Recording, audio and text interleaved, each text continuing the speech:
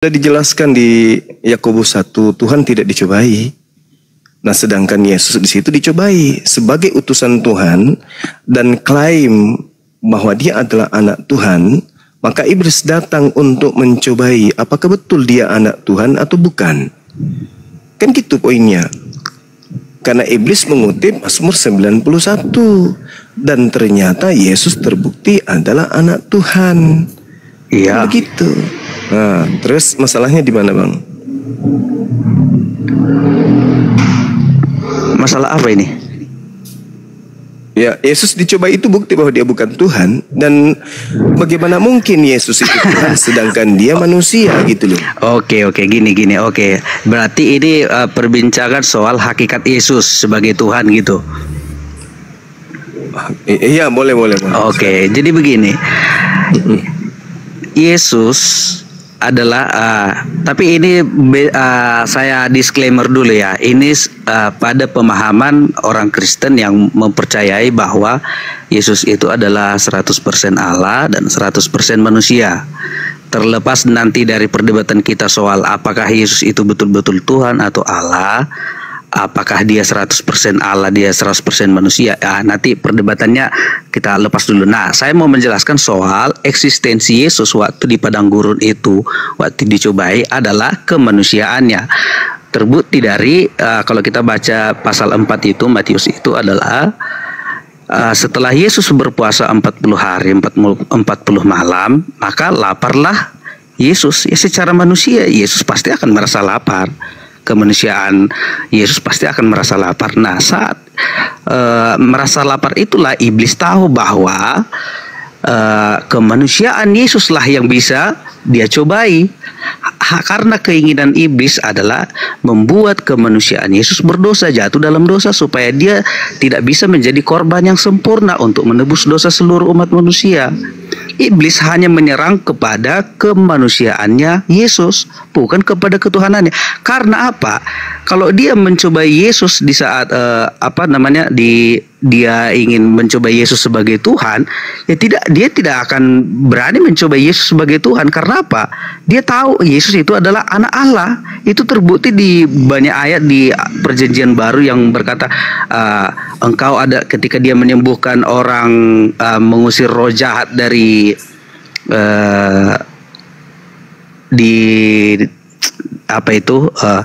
iblis berkata apa? Jangan siksa kami hai anak Allah yang maha tinggi sebelum waktunya. Kan iblis berkata begitu. Nah, kalau kepada kita mengacu sekarang kepada kemanusiaan Yesus, iblis hanya ingin menjatuhkan kemanusiaan Yesus supaya apa? Supaya Yesus tidak bisa menjadi korban yang sempurna. Pak Pendeta Muda, mohon waktunya dibagi ya, Pak Pendeta Muda. Oke, aku sampaikan 2 menit. Pada konteks pencobaan Yesus ya, tujuan iblis sebenarnya mencoba Yesus adalah supaya Yesus mau menuruti perkataan iblis, yaitu dia sebagai manusia jatuh ke dalam dosa. Tujuan iblis adalah supaya Yesus tidak bisa menjadi korban yang sempurna nantinya di atas kayu salib. Karena apa? Kalau sudah kemanusiaan Yesus berdosa, dia tidak akan bisa lagi menjadi korban yang sempurna di atas kayu salib untuk menjadi penebus dosa bagi manusia, untuk dosa seluruh umat manusia. Itu tidak akan bisa karena korban yang sempurna itu, yang harus disalibkan itu adalah korban yang sempurna, tak bercacat, tak bercela, tak berdosa. Baik. Sama seperti pada waktu Perjanjian Lama, yaitu ada korban penghapusan dosa harus melalui darah dan nyawa atau seekor domba atau kambing yang tidak bercacat. Itu harus diperiksa oleh imam. Ya, baik, dan itu harus sempurna. Ya, itu rujukannya. Ya, silakan. Baik. Silakan Gulunda ditanggapi. Iya. Jadi Anda mencoba untuk menarasikan sebuah doktrin bahwasanya iblis mencoba Yesus karena pada saat itu Yesus lagi dalam kondisi bukan Tuhan.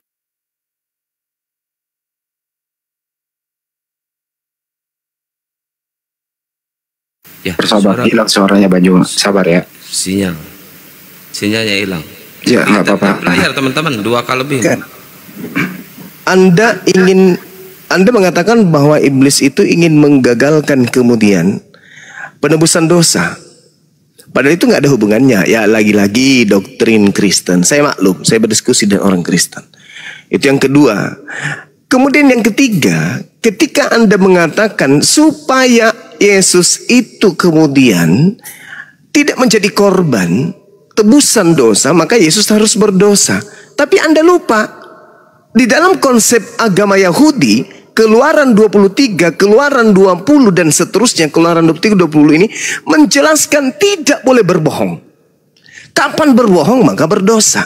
Dengan Anda menarasikan kemudian Matius 4, di situ Yesus sudah berdosa karena mengatakan ada tertulis, jangan engkau mencobai Tuhan Elohimmu, sebab kepada Dia saja engkau berbakti. Ada tertulis katanya.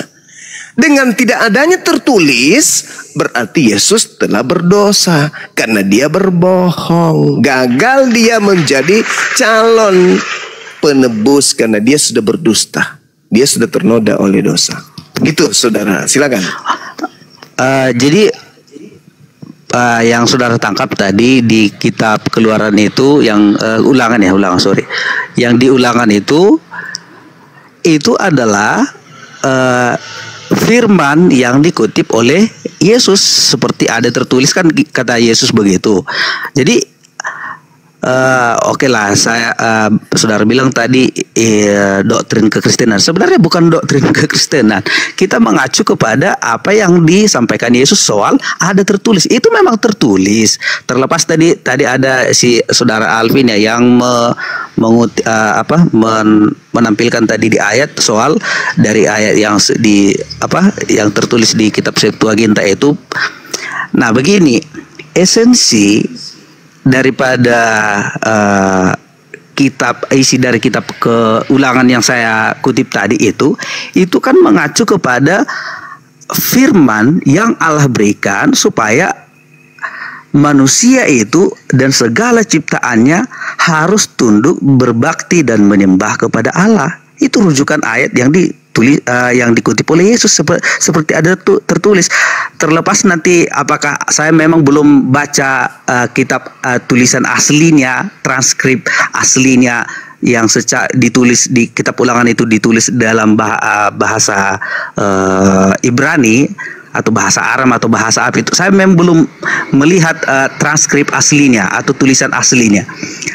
Tapi esensinya yang kalau kita kan baca sekarang terjemahan baru atau terjemahan New King James Version yang mengutip soal kamu harus tunduk, beribadah dan berbakti dan menyembah kepada Tuhan Allahmu itulah esensi dari kutipan ayat yang dibilang Yesus.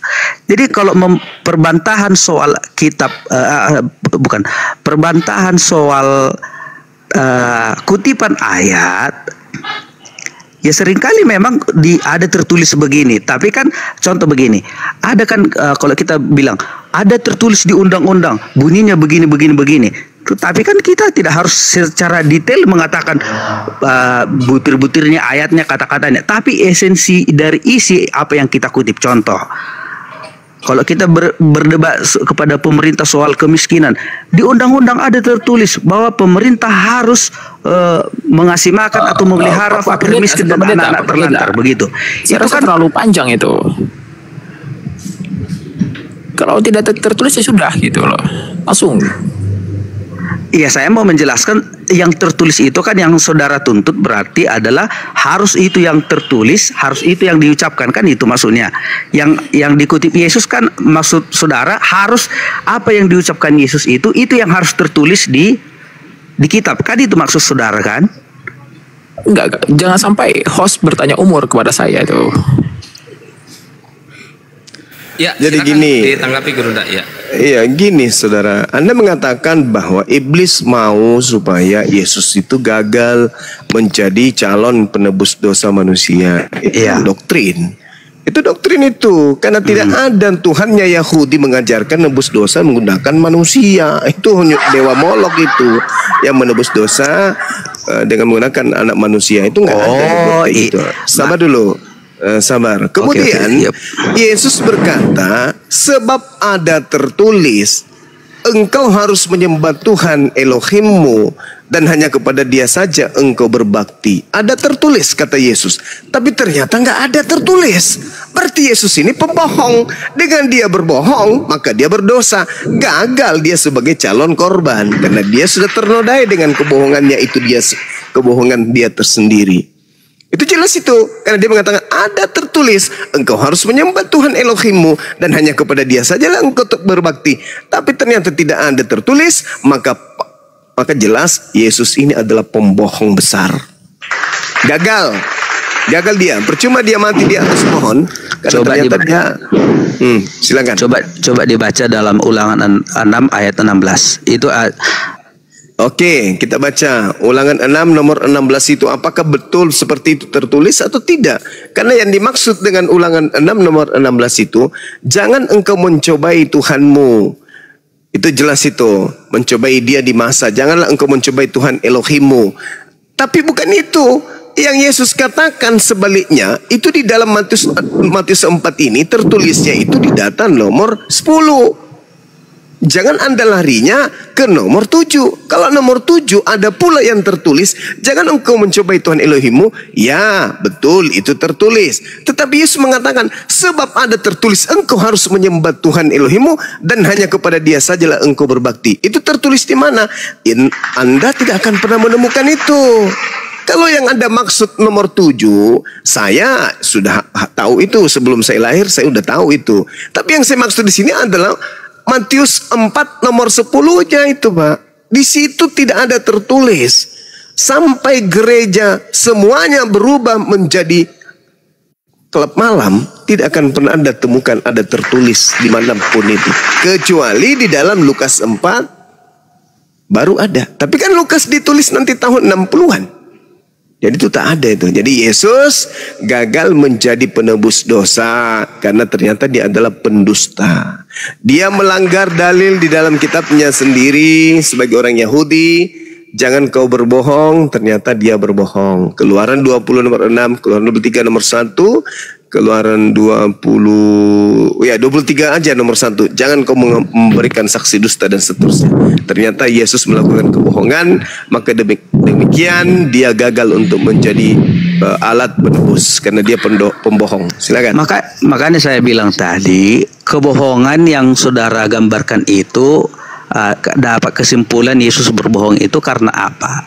Kan saya sudah bilang tadi, apakah karena perkataan Yesus itu mengutip soal ada tertulis kepada kamu harus beribadah kepada Tuhan Allahmu dan kepada saja Dia berbakti atau menyembah.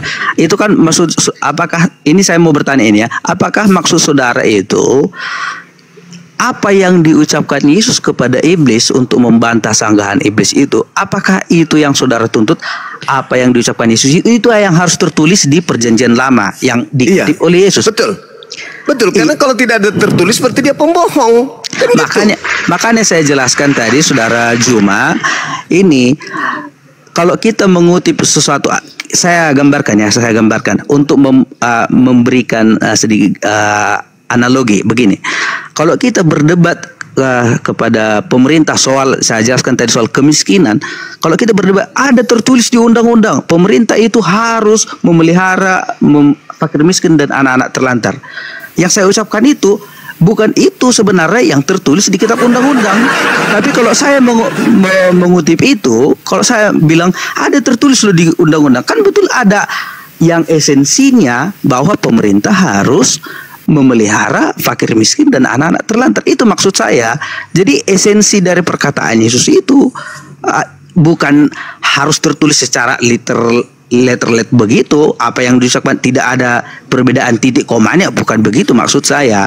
Yang disampaikan Yesus itu adalah esensi daripada jangan pernah kamu mencobai Tuhan Allahmu, seperti yang terjadi di masa bagaimana orang Israel waktu itu ingin mencobai Allah, menghujat utusan Allah yaitu Musa yang membawa mereka keluar dari Mesir. Akhirnya mereka apa?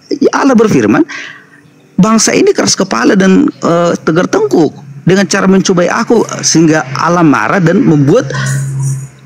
menurunkan ayat itu. Jangan sampai orang Israel itu berdosa. Nah, itu kan ditulis oleh Musa dan itulah yang dikutip oleh Yesus. Perkataan secara literal memang tidak tertulis pas seperti yang diucapkan Yesus di Perjanjian Lama, tapi esensinya kan itu. Nah, sekarang ada tertulis atau tidak ada tertulis, Bang? Ya ada tertulis itu. Di mana? Perkataan di ulangan itu. Hanya kepada dia saja engkau harus berbakti, itu tertulis di mana?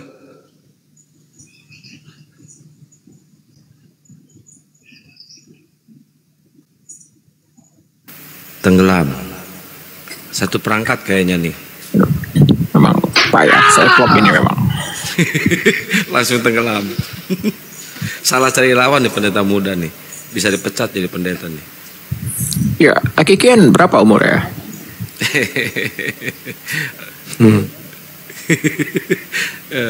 Besok dipecat loh pendetanya. Salah cari lawan ya. Pak pendeta muda, kalau butuh ayat tinggal ngomong aja, nanti kita cariin Pak pendeta. Nah, kalau saya nggak salah ulangan 3, baru juga dilantik jadi pendeta, dipecat besok ini Gurunda. Ini gara-gara Gurunda nih besok dipecat ya. Tadi bawa ulangan 13 dia. Ulangan 13 ayat 4. Kalau kita mau mencari soal yang ditranskripkan atau disebutkan Yesus ada tertulis, itu memang tidak tertulis secara tidak lengkap tulisannya berbakti dan menyembah kepada Allah. Tapi esensi daripada berbakti dan menyembah kepada Allah itu ada tertulis di Perjanjian Lama, itu maksud saya. Oke.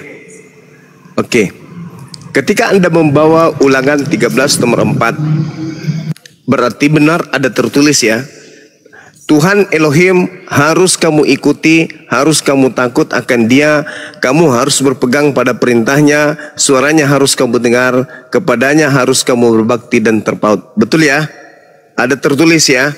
Berarti pada fase ini kemudian Yesus masih layak kemudian dijadikan sebagai korban penebus orang Kristen. Betul. Oke. Bagaimana dengan pengakuannya dalam Yohanes 3 nomor 13 bahwa tidak ada seorang yang pernah naik ke surga selain Dia? Itu bohong atau tidak? Sedangkan 2 Raja-Raja 2 nomor 11, Elia jauh lebih dulu naik ke surga daripada Yesus.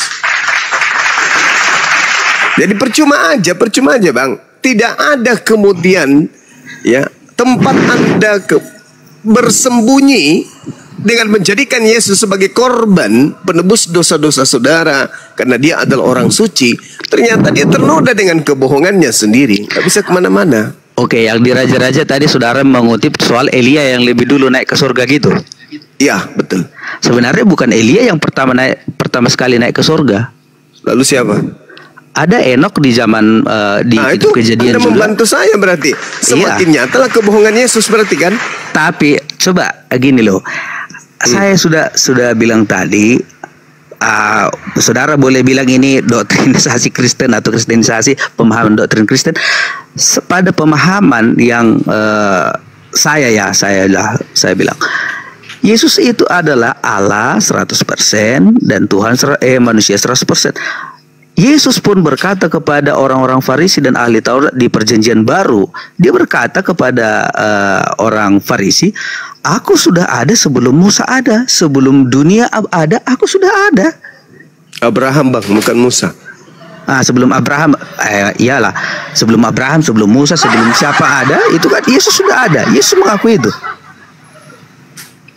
Oke, kalau begitu saya mau tanya untuk membuktikan pernyataan saudara ini. Atas kesalahpahaman saudara terhadap ungkapan Yesus tersebut. Menurut saudara tua mana Yesus dengan Maria, ibunya? Secara manusia itu Maria lah. Ya, jadi manusia batiniah Yesus kan ya pasti lebih tua lah mamanya. Gimana sih? Lebih tua Maria daripada Yesus. Jadi ungkapan bahwa dia lebih tua, lebih duluan ada daripada Abraham ada, itu maksudnya ketuhanannya atau apa? Ya, Yesus sebagai Tuhan. Oke, baik. Bagaimana dengan Efesus 1 nomor 4 nomor 5? Sebab di dalam Dia Tuhan telah memilih kita sebelum dunia dijadikan. Berarti kita sudah ada sebelum dunia.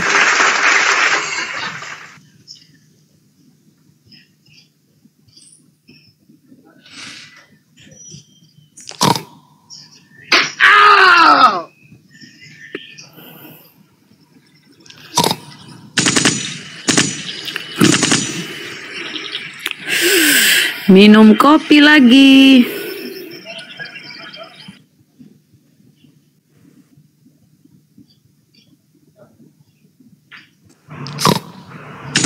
Gimana Bang? Ya, Bagaimana? apa yang gimana kan sudah saya bilang. Anda sudah baca Efesus 1 nomor 4 nomor 5? Kayak saya emosi loh, serius ini. Ya, baru ini emosi. Maulah dilempar mawar sama pot-pot bunga ini. Sabar, ini kan pendeta muda. Kalau sudah tua itu ya. Ini masih muda. Sabar daripada Bang Juma tidur. Saya sudah tidur. Saya sudah tidur tadi. Cuman karena mendengarkan nama pendeta muda saya bangun kembali. Paulus bangunkan saya tadi barusan. Bangun lo, bangun lo.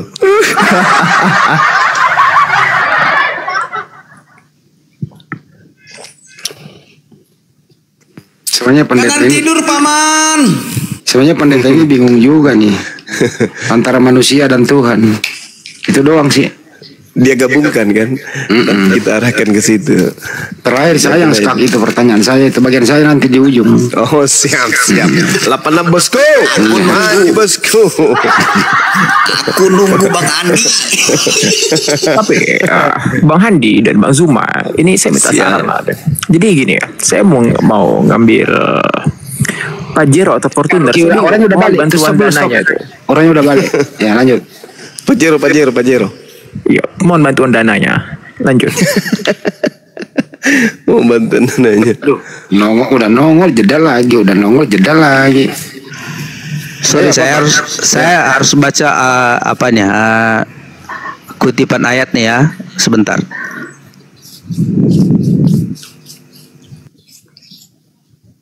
Masa pendeta HP-nya cuma satu? Bunda jangan gitu.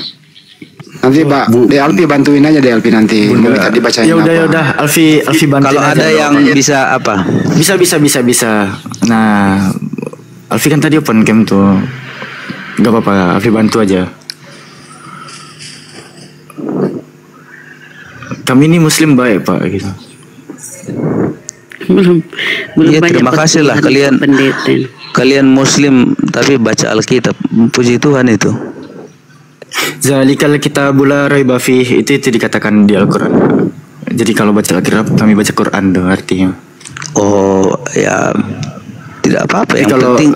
Yang penting tidak kalian hina Alkitab itu bukan sebagai kitab suci. Iya, ini kitab sucinya orang Kristen. Iya, Kitab maksud yang dianggap orang suci. Kristen. Ya semoga lah kalian anggap buka apa? juga sebagai Mau buka Efesus apa, 1 Bang? ayat Efesus 1 ayat 3 dulu, ayat 3 sampai yang kelima coba. Oke, 3. Di sini dikatakan, terpujilah Elohim dan Bapa Tuhan kita Yeshua HaMashiach yang dalam Kristus telah mengadakan kepada kita segala berkat rohani di dalam sorga. Lanjutan 4-nya, sebab di dalam Dia Elohim telah memilih kita sebab dunia dijadikan supaya kita kudus dan tak bercacat di hadapannya. Lalu kelima, dalam kasih Ia telah menentukan kita dari semula oleh Yesus HaMashiach untuk menjadi anak-anaknya sesuai dengan kerelaan kehendaknya. Kehendak Yesus apa kehendak Elohim? Lanjut. Silakan. Nah, yang ditanyakan Bang Zuma tadi kan, saya lupa tadi. Apakah Bang Zuma tadi ingin menanyakan berarti kita sudah ada sebelum dunia dijadikan, kan gitu ya Bang Zuma ya? Iya, betul. Berdasarkan Ya. Efesus tadi. Nah, begini kan Paulus menuliskan surat ini kepada jemaat di Efesus, menjelaskan kepada umat di Efesus bahwa dalam kasih Ia telah menentukan kita, yaitu Paulus dan jemaat yang di Efesus dan kita semua, oleh Yesus Kristus untuk menjadi anak-anaknya. Mana ini? Kok apa ya? Apa itu bang? Apa yang Anda ingin jajakan di situ? Oh, abang masih pakai layarnya ya? Silakan, maaf. Oke. Sesuai dengan kerelaan kehendaknya, Ia menetapkan kita dari semula untuk diangkat menjadi anak-anaknya melalui Kristus Yesus sesuai dengan kesukaan kehendaknya yang dengan kasih-Nya telah mentakdirkan kita untuk menjadi. Ini terjemahan apa ini? Terjemahan baru ya? Iya, tahun 74. Bapak pakai yang mana? TB2 ya? Mau TB2? Kalau TB2 ada juga saya. Yang mana? Saya maklumi kok, beda terjemahan, beda isi. Bentar. Cuma anehnya Ini nggak kebayang gimana jemaahnya nih. Kalau ada lagi bingung, jemaahnya nungguin gitu kan. Bentar, cari ayatnya dulu gitu. Jemaahnya nunggu gitu. Enggak, kita pakai terjemahan bebas. Mau 74 boleh, tahun 2023 boleh, tahun 54 saya tampilkan juga. Bebas.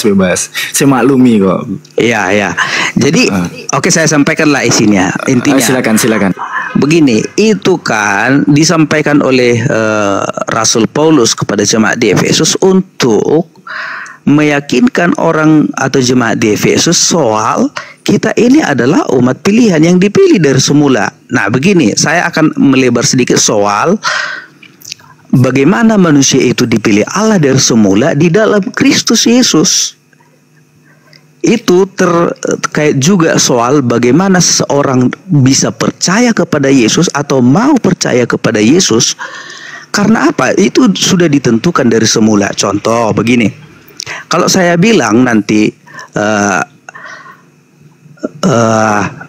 saudara Bang Juma atau siapa ini, Rocky Gerung atau Kaisar atau semua kita yang ada di forum ini, saudara akan berdebat sama saya. Jadi apakah saya termasuk orang yang dipilih?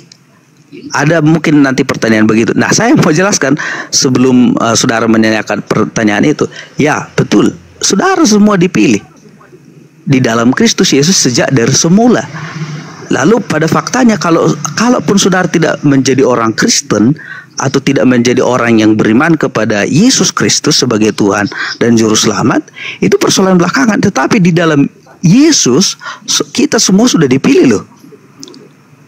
Dipilih supaya kita menjadi kudus dan tak bercacat di hadapannya, terlepas dari free will kita, kehendak bebas kita mau percaya atau enggak kepada Yesus sebagai Tuhan. Itu. Udah, Bang Leonardo bisa ditanggapi sama Bang. Oke, tanggapi Bang. Oh, silakan Abang Dak. Iya, jadi gini saudara. Kata Yesus, aku berkata sesungguhnya sebelum Abraham jadi, aku telah ada. Ya, ketuhanan Coba, dia. itu bukan masalah ketuhanan, itu masalah ajaran. Ajaran Yesus itu sudah ada sebelum Abraham ada, yaitu bahwa Tuhan yang diperkenalkan oleh Yesus itu sudah ada dari sebelumnya. Karena kalau Anda menjadikan itu sebagai landasan bahwa dia itu adalah Tuhan, berarti Salomo dan kita semua ini juga adalah Tuhan. Karena diterangkan di dalam Pengkhotbah 3 nomor 15, yang sekarang ada dulu sudah ada, dan yang akan ada sudah lama ada, dan Allah mencari yang sudah lalu. Itu yang pertama. Yang kedua yang Efesus 1 nomor 4 dan nomor 5 tadi. Yang ketiga, Amsal 8 jelas sekali di situ Salomo berkata, aku ada sebelum langit digariskan. Berarti Yesus tidak ada papanya, dia ada sebelum Abraham. Salomo mengatakan, aku ada sebelum langit digariskan. Berarti Salomo lebih hebat. Kalau itu Anda jadikan, tapi apakah orang-orang ini Tuhan? Tidak. Yang dimaksud di sini gimana? Konteksnya kalau saudara Juma bawa ke situ, itu akan kita berdebat nanti soal Trinitas. Kalau ke situ, itu akan maksudnya apa hubungannya?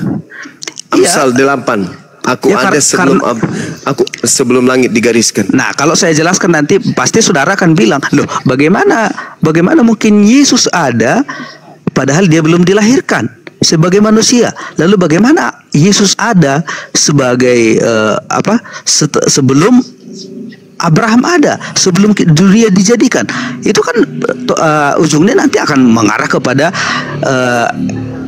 ketuhanan Yesus yang saudara bantah itu. Ya, kalau itu saya jelaskan nanti kita akan berdebat. Saya harus capek lagi menjelaskan soal Trinitas. Bukan. Anda kan mengatakan bahwa Yesus itu Tuhan. Ya. Dikarenakan dia berkata, aku ada sebelum Abraham ada. Lah, Ya. berarti Salomo juga Tuhan. Karena Salomo mengatakan, aku ada sebelum langit digariskan. Kan gitu. Iya kan? Salomo berkata, aku ada sebelum Langit digariskan.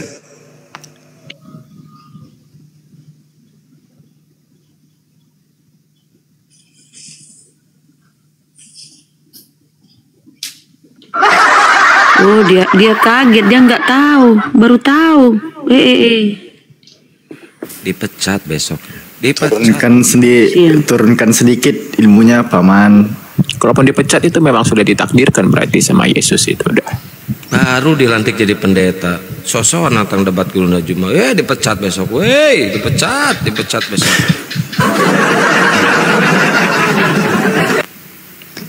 Emang dia sudah lapar.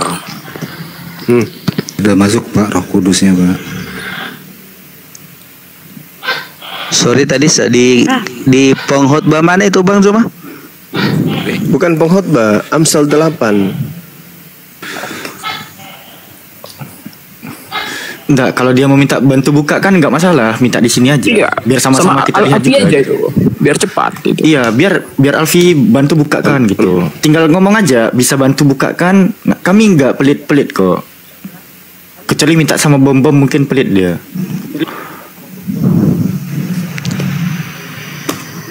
Coba Amsal 8 ayat berapa itu? Ya, Amsal dari data nomor 23, sudah pada zaman purbakala aku dibentuk dan mula pertama sebelum bumi ada, sebelum air samudera raya ada, aku telah lahir, sebelum ada sumber-sumber yang syarat dengan air, sebelum gunung-gunung tertanam dan lebih dahulu daripada bukit-bukit aku telah lahir, sebelum ia membuat bumi dengan padang-padangnya atau debu dataran yang pertama, ketika ia mempersiapkan langit aku ada di sana, ketika ia menggariskan kaki langit dan permukaan air samudera raya, ketika ia menetapkan awan-awan di atas dan mata air samudera raya meluap dengan deras, ketika ia menentukan batas kepada laut supaya air jangan melanggar titahnya, dan ketika ia menetapkan dasar-dasar bumi, aku ada sertanya sebagai anak kesayangannya, setiap hari aku menjadi kesayangan senantiasa bermain di hadapannya, dan seterusnya. Salomo jauh lebih hebat. Yesus nggak ada papanya Bang, gagal dia. Nah, sekarang saya mau jelaskan soal perkataan Raja Salomo yang berkatakan aku sudah ada di, coba ditampilkan di layar Bang Alfi. Kan gitu enak. Mulai data 2 ini deh, mulai dari data 23 ditampilkan. Mulai ya. Sampai data 28. 23 sampai 28. Biar puas saudara kita ini bahwa Salomo jauh lebih hebat daripada Tuhannya Kristen yang adalah Yesus. Iya. Boleh bantu moderator? Ya, Pak Pendeta tolong di mute dulu ya. Itu suara napasnya kedengeran itu. Iya. Takutnya di framing. Amsal 8 butir ke-23. Sudah pada zaman purbakala aku dibentuk, pada mula pertama sebelum bumi ada. 24. Sebelum air samudera raya ada, aku telah lahir. Sebelum ada sumber-sumber yang syarat dengan air. 25. Sebelum gunung-gunung tertanam dan lebih dahulu daripada bukit-bukit aku telah lahir. 26. Sebelum ia membuat bumi dengan padang-padangnya atau debu dataran yang pertama. 27. Ketika ia mempersiapkan langit, aku di sana. Ketika ia menggaris kaki langit pada permukaan air samudera raya. 28. Ketika ia menetapkan awan-awan di atas dan mata air samudera raya meluap dengan deras, ketika ia menentukan batas kepada laut supaya air jangan melanggar titahnya, dan ketika ia menetapkan dasar-dasar bumi, dan seterusnya. Amsal pasal 8 23 sampai 30. Silakan Bang Zuma. Iya. Coba, mana hebat daripada Yesus itu, Bang? Ya. Slomo paman.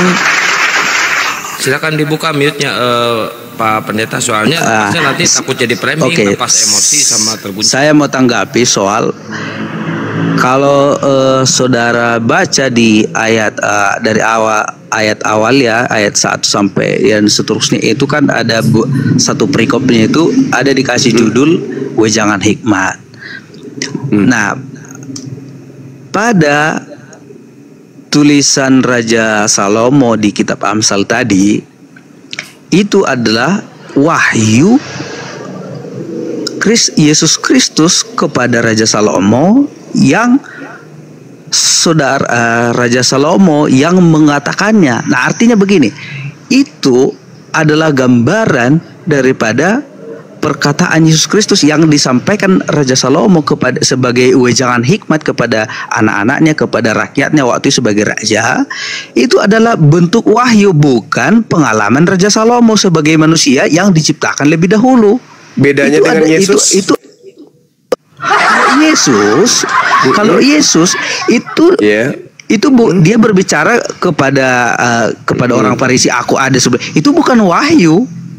Tapi itu adalah firman yang dia alami sebagai Tuhan.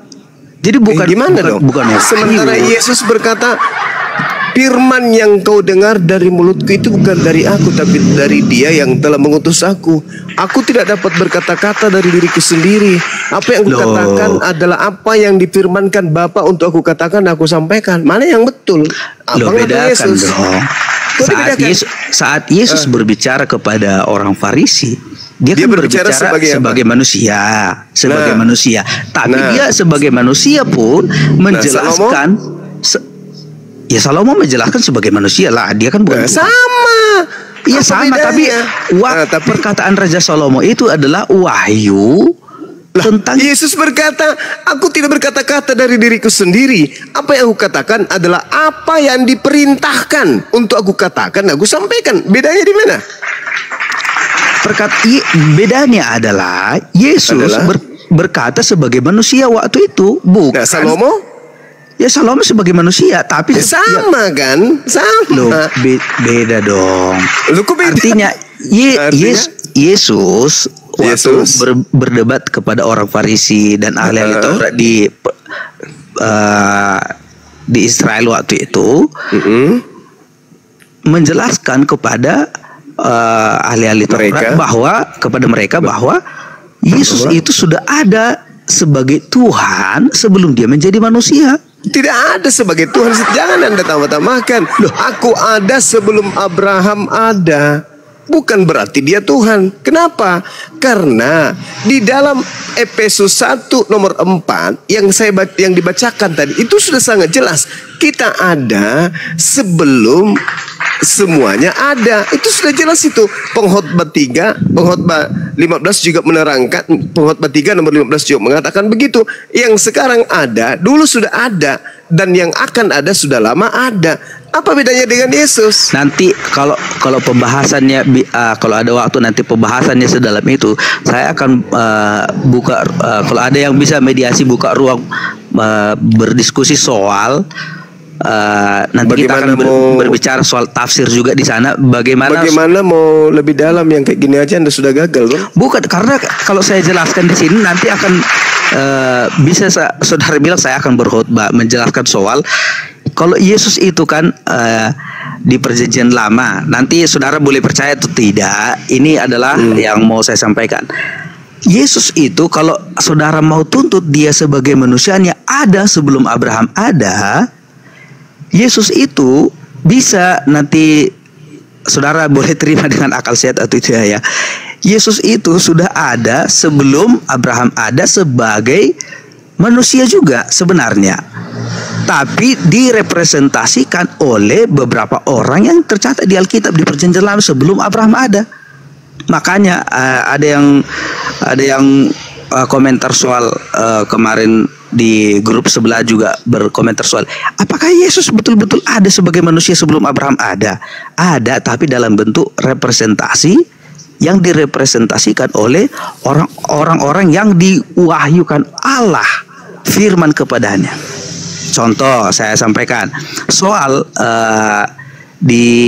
pada doktrin kekristenan, Yesus itu sudah direpresentasikan oleh orang-orang kudus sebelum Abraham. Nanti makanya saya sampaikan kalau kita membahas lebih lanjut nanti ke sana akan sangat panjang. Yang mau kita bahas tadi esensi yang di perjanjian lama, kalaupun terkait kepada perjanjian lama ini, maksud saya itu akan menjadi perdebatan yang akan sangat panjang dan penjelasannya sangat panjang sekali. Anda aja tuh yang terlalu panjang jawabnya tuh. Kalau kita simpel aja, Anda ditanya jawabnya ke pemerintahan, ke alam semesta, itu kan analogi. Bagaimana kita mau mengerti suatu wahyu kalau tidak dianalogikan? Cuman Anda nggak mengerti, kami mengerti semua kok. Itu simpel itu. Ya kalau saudara mengerti, Rocky Gerung mengerti, kenapa masih bertanya? Wahyu yang diberikan kepada seseorang itu, wahyu yang diberikan kepada seseorang manusia, termasuk juga kepada Abraham, kepada Raja Salomo, kepada Raja Daud, kepada Paulus, kepada Petrus, semua itu adalah sangat berguna untuk kita loh. Dan kalau kita berdebatkan soal itu, makanya saya bilang pelajarannya akan sangat panjang, penjelasannya akan sangat panjang, karena kita butuh buku-buku referensi yang menjelaskan tentang itu nanti. Jadi gini saudara, jadi seorang pendeta memang harus lihai ya bagaimana mengolah data supaya orang tetap percaya bahwa Yesus itu adalah Tuhan, meskipun kemudian melanggar norma kemanusiaan kita sebagai manusia yang berakal. Kenapa saya mengatakan demikian? Kalau Anda melihat Yeremia 1 nomor 4 nomor 5, firman Tuhan datang kepadaku, bunyinya, sebelum aku membentuk engkau wahai Yeremia dalam rahim ibumu, aku telah mengenal engkau. Dan sebelum engkau keluar dari kandungan, aku telah menguduskan engkau. Aku telah menetapkan engkau menjadi nabi bagi bangsa-bangsa. Ini lebih hebat daripada Yesus, karena Yesus itu pengakuan mulutnya sendiri. Dan Yesus berkata, Yohanes 14:24, firman yang kau dengar dari mulutku itu bukan dari aku, tetapi dari Dia yang telah mengutus aku. Kan gitu poinnya. Sedangkan Yeremia, Tuhannya yang berfirman. Tuhan berfirman kepadaku, sebelum aku membentuk engkau dalam rahim ibumu, aku telah mengenal engkau. Itu jelas itu. Berarti Yeremia juga sama halnya dengan itu. Masalahnya, Abraham lahir terlebih dahulu dari Yeremia. Namun Nabi Yeremia sudah ditakdirkan menjadi nabi. Namanya telah ada sebelum Abraham lahir di dunia ini. Nabi Yeremia telah dikenal Tuhan sebelum jadi janin. Nah, begitu juga Yesus. Sebelum jadi janin telah dikenal sebagai utusan Allah. Sama seperti miliaran manusia lainnya kelak akan lahir sesudah hidup, mereka sudah dikenal oleh Allah. Begitu juga dengan nabi-nabi Allah. Maka wajar kemudian jika seorang Yesus itu berkata, sesungguhnya sebelum Abraham ada, aku sudah ada. Jadi dengan adanya Yesus berkata demikian, bukan berarti Yesus adalah Tuhan. Yesus cuma ciptaan Tuhan, sama seperti nabi-nabi lainnya dan miliaran manusia yang telah ditetapkan nama-namanya. Begitu juga dengan takdir mereka yang akan lahir ke dunia kelak. Jadi itu terbantahkan, Bung. Sama seperti Salomo yang saya katakan tadi, bagaimana dia ada sebelum langit digariskan, dia sudah ada, dan seterusnya. Jadi ya saudara dan Kristen lainnya secara lembaga agama memang susah payah mencari data untuk mempertuhankan Yesus. Padahal Yesus dengan Yesus sendiri dan perkataannya, dia menerangkan kalau dia mengucapkan itu sebagai utusan Tuhan untuk mematahkan argumentasi penolakan orang-orang Yahudi ahli kitab terhadap kenabiannya. Maka ucapan itu terlontar dari lisannya. Bukan berarti dia Tuhan. Itu sangat rendah ketika Tuhan untuk membuktikan ketuhanannya dia mengatakan, sebelum Abraham ada, aku telah ada. Itu bukan Tuhan itu yang berkata seperti itu. Itu hanya tataran nabi. Itu hanya tataran nabi. Kalau Tuhan itu dia berkata, akulah yang awal, akulah yang akhir. Yang maha awal, maha akhir. Itu baru Tuhan. Lah Yesus itu kan ada. Nah itu kan ada di kitab Wahyu dikatakan. Itu lari ke adalah setan Alfa dan itu. Omega. Kalau itu lari ke iblis, itu bukan Yesus. Yesus ucapannya hanya ada sampai penginjilan usia 33 tahun. Ucapan-ucapan akulah Alfa dan Omega itu bukan Yesus lagi, Bang. Itu adalah Yesus palsu yang Yesus nubuatkan kepada Bani Israel agar jangan percaya kepadanya. Gitu, saudara. Silakan. Bagaimana saudara berkata bahwa itu adalah wahyu yang disampaikan iblis kepada Bani Israel? Oh, sederhana. Yesus berkata dalam Yohanes 17 nomor 8, segala firman yang engkau berikan telah aku sampaikan kepada mereka. Telah aku sampaikan kepada mereka. Segala firman yang engkau berikan telah aku sampaikan.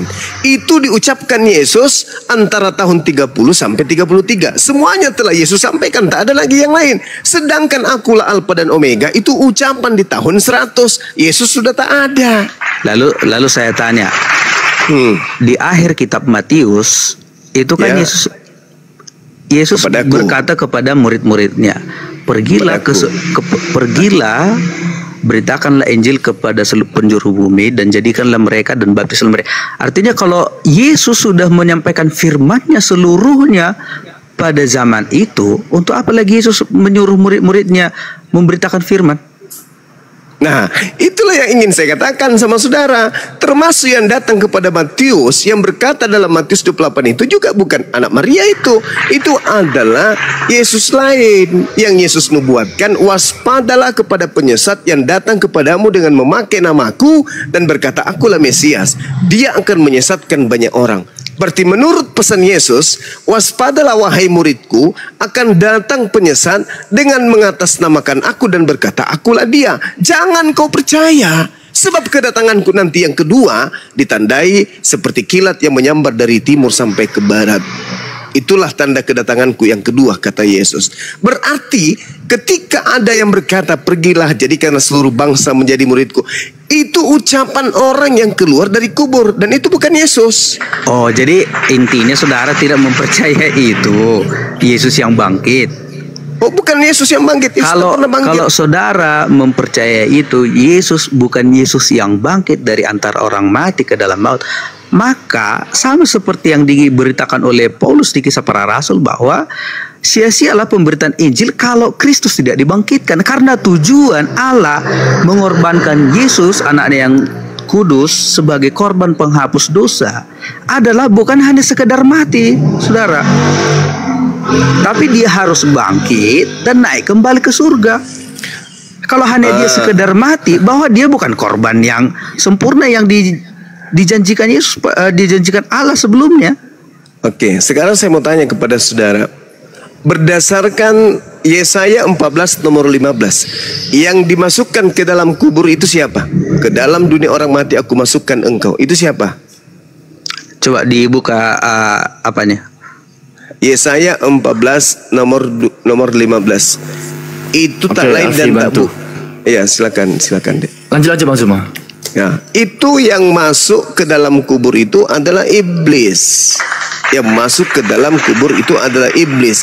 Makanya Yesus berkata, sejenak sebelum dia terangkat ke langit, Yesus berkata bahwa iblisnya sudah akan dikeluarkan, dilemparkan keluar. Yohanes 12 nomor 31. Sekarang berlangsung penghakiman atas dunia ini. Sekarang juga penguasa dunia ini akan dilemparkan keluar. Penguasa dunia itu adalah iblis. Penguasa dunia itu adalah iblis menurut Yesus. Nah, sedangkan penguasa dunia ini akan dilemparkan keluar. Keluar dari mana? Keluar dari kubur. Siapa yang masuk ke dalam kubur? Baca Yesaya 14 nomor 14 nomor 15. Jelas itu. Coba dibaca Dinda Alfi. Yesaya 14 dari 14 ya. Aku hendak naik mengatasi ketinggian awan-awan, hendak menyamat yang maha tinggi. Sebaliknya, ke dalam dunia orang mati, engkau diturunkan ke tempat yang paling dalam di liang kubur. Nah, berarti Yesus tahu. Kenapa Yesus tahu? Karena Yesus di dalam Lukas 4 nomor 16 itu senantiasa kemudian membacakan Yesaya di dalam sinagoge. Nah, sedangkan ketika dikatakan Yesus dalam Matius 12, angkatan jahat ini minta satu tanda dan tidak akan diberikan satu tanda apapun kecuali tanda Yunus, sebab Yunus 3 hari 3 malam dalam perut ikan, demikian juga anak manusia 3 hari 3 malam dalam perut bumi. Berarti pada hari ketiga ada kebangkitan. Itu simbol, itu tanda untuk siapa? Angkatan jahat. Siapa yang keluar dari kubur? Karena Yesus berkata, Iblis, sekarang paman, berlangsung penghakiman atas dunia ini. Sekarang juga penguasa dunia akan dilemparkan keluar. Keluar dari mana? Keluar dari Eden? paman. Tidak mungkin. Keluar dari surga? Nggak mungkin. Satu-satunya sumber dari mana dia keluar iblis ini, dari kubur. Keluarlah dia. Mana mungkin Menyerupai Yesus dan mengaku Yesus. Ingat Bung.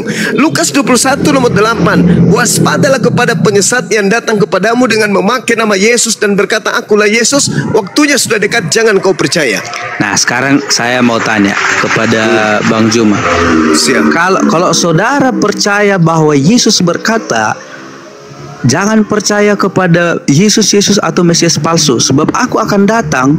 Bagaimana mungkin dia akan datang kalau dia tidak bangkit dari kubur? Padahal saudara bilang tadi yang bangkit dari kubur itu bukan Yesus, tetapi iblis.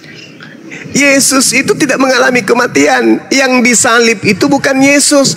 Yesusnya terangkat ke langit langsung. Yang menggantikan itu adalah orang yang dikutuk oleh Tuhan. Lalu bagaimana Yesus akan menjadi korban penghapus dosa kalau dia tidak disalib, kalau dia tidak mati? Bisa. Korban penebus dosa itu adalah akal-akalan gereja. Coba Anda baca. Oh, lalu siapa? Coba tunjukkan kepada saya dalil di mana Tuhan ingin menebus dosa dengan menggunakan manusia. Loh, itu kan sudah diinisiasi oleh Allah. Di mana itu? Di mana itu tertulis? Nanti Anda ingin mengais-ngais kitabnya orang Yahudi? Oh, bukan. Oh, lalu bukan. Di mana tertulis? Di mana tertulis ada kaidah? Di mana tertulis ada kaidah nebus dosa dengan menggunakan manusia? Bukan menebus dosa dengan manusia dong. Lalu Yesus yang mati di salib itu menurut Anda yang mati di salib ini manusia atau bukan? Bahkan pada awal kejatuhan manusia dalam dosa, yaitu Adam dan Hawa di Taman Eden. Mundur itu. Allah sudah menginisiasi itu. Doktrin. Kalaupun tunggu. Kalaupun pada akhirnya itu diteruskan nanti sebelum ada keagamaan, kekristenan, itu kan memang dasarnya itu sudah dilakukan oleh bangsa Israel dan nenek moyangnya sebelumnya. Binatang, itu harus melalui binatang. Korban binatang. Yesus binatang. Loh. Jangan dulu saya jangan dulu. Nggak bisa. Saya mau jelaskan. Yeremia 1, Bang. Yeremia 1 nomor 2. Katakanlah kepada orang Yahudi, apabila mereka hendak mempersembahkan korban penebus salah, penebus dosa kepada Tuhan, hendaklah dia mempersembahkan korban hewan, domba, kambing, sapi, lembu. Sekarang pertanyaan saya, siapa yang mengajarkan kemudian Kristen memiliki konsep menebus dosa dengan menggunakan manusia? Tidak ada kekristenan mengajarkan bahwa menebus dosa itu harus manusia. Tetapi Anda mengais jangan dulu. Anda mengais Adam. Kenapa? Karena ada sesuatu yang ingin Anda jual, yaitu Yesus sebagai korban. Itu makanya saya bilang tadi representasinya itu sudah ada dari sejak Adam. Di mana Tuhan? Sekarang Allah mau nyatakan itu. Allah mau itu kan. Kalau di kekristenan dibilang itu sama seperti kayak bayangan Yesus yang akan dikorbankan kelak untuk menebus dosa manusia. Karena begini, saudara, kalau di perjanjian lama sebelum Yesus, korban penghapus dosa itu kan harus binatang. Darahnya harus tertumpah. Allah kemudian menginisiasi bahwa tidak mungkin ini menjadi korban penebus dosa yang bisa diteruskan oleh bangsa ini, bahkan seluruh bumi. Karena apa? Pada zaman Yesus sendiri pun, Yesus menyaksikan bahwa hal itu sudah diselewengkan oleh imam-imam kepala di rumah ibadat. Yaitu mereka menyuruh umat datang membawa korban penebus dosa atau korban penebus salah yaitu domba. Nah, dipermainkan. Dan ini makanya saya bilang Yesus harus menjadi korban yang sempurna, menggantikan atau menggenapkan semua korban sembelihan melalui binatang. Korban yang sempurna itu harus manusia yang betul-betul sempurna dan tidak berdosa. Ya Allah ya Karim. Saudara, ini Anda mendapatkan ilmu dari mana bahwa korban itu harus manusia sempurna? Setahu saya, berdasarkan Bible, Al-Quran juga demikian. Yang senantiasa mempersembahkan manusia untuk jadi penebus salah itu penyembah iblis, bukan penyembah Tuhan. Mana ada nabi-nabi? Nabi-nabi mana yang mengajarkan, Bu? Saya sudah bilang tadi, untuk menggantikan korban persembahan atau korban pemotongan hewan tadi sebagai, karena itu tidak mungkin bisa sempurna bagi Allah. Itu harus korban yang sempurna. Kenapa Anda yang mengatur Tuhan? Tuhan mengatakan, Allah yang berfirman. Di mana? Coba Anda tunjukkan di mana Tuhan berfirman Dia meminta korban manusia untuk nebus dosa manusia. Itu di mana? Kalau ada, kita murtad semua ya di room ini. Iya, di mana?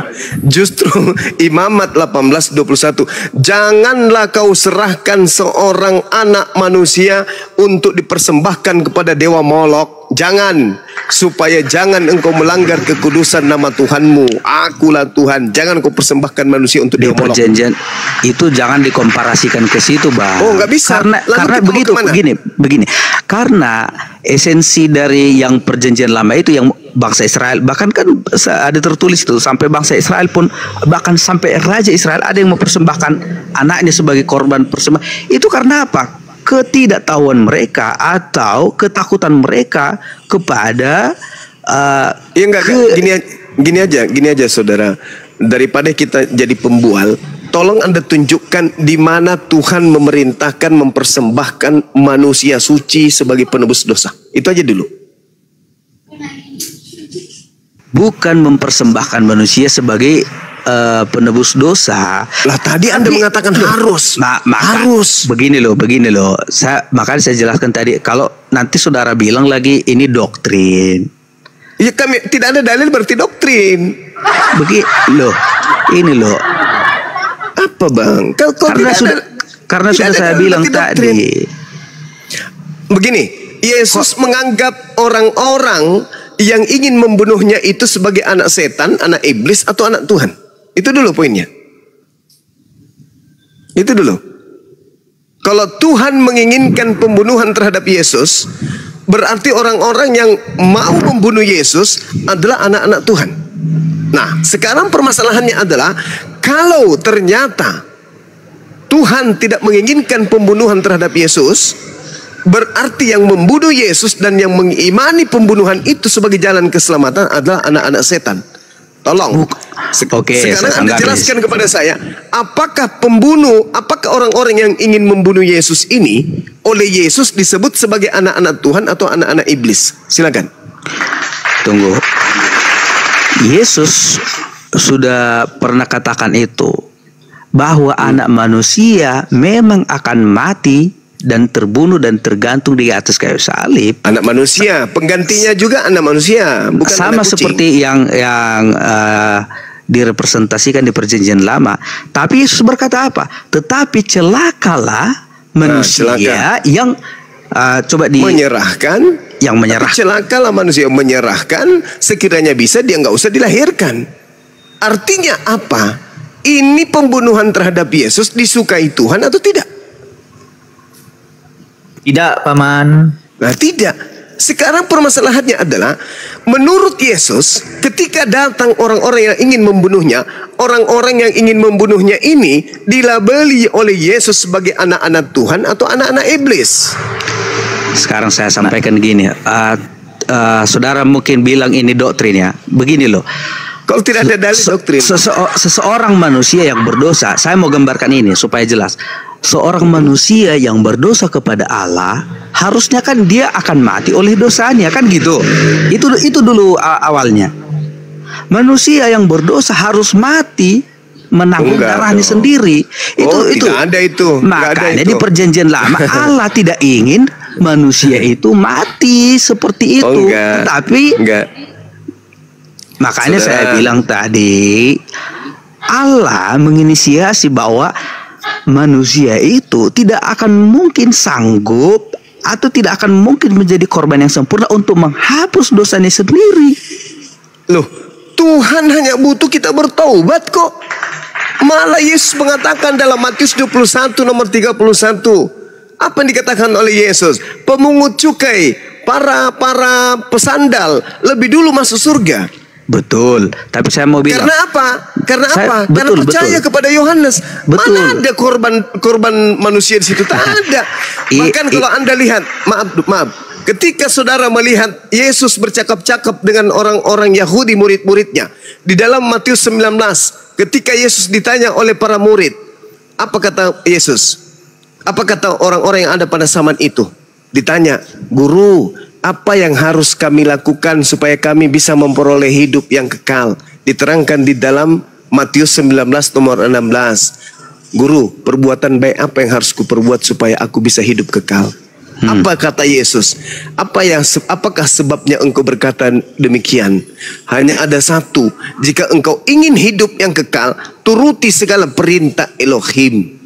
Jangan membunuh, jangan berzina, jangan mencuri, jangan mengucapkan saksi dusta. Hormatilah ayah dan ibumu, kasihilah sesamamu manusia dan dirimu sendiri. Nah, mana di situ percayalah kepada penebusan matinya aku di atas tiang salib, engkau akan peroleh hidup yang kekal? Mana? Ya, ada enggak? Sekarang saya bantah dengan begini. Ada enggak bang? Enggak, tunggu tanya dulu. Ada enggak di situ percaya penyalibannya, kematiannya dengan tebus darah, kita bisa hidup kekal? Ada enggak menurut Yesus? Masuk enggak item itu? Atau itu hanya doktrin yang muncul belakangan? Ayo, jujur.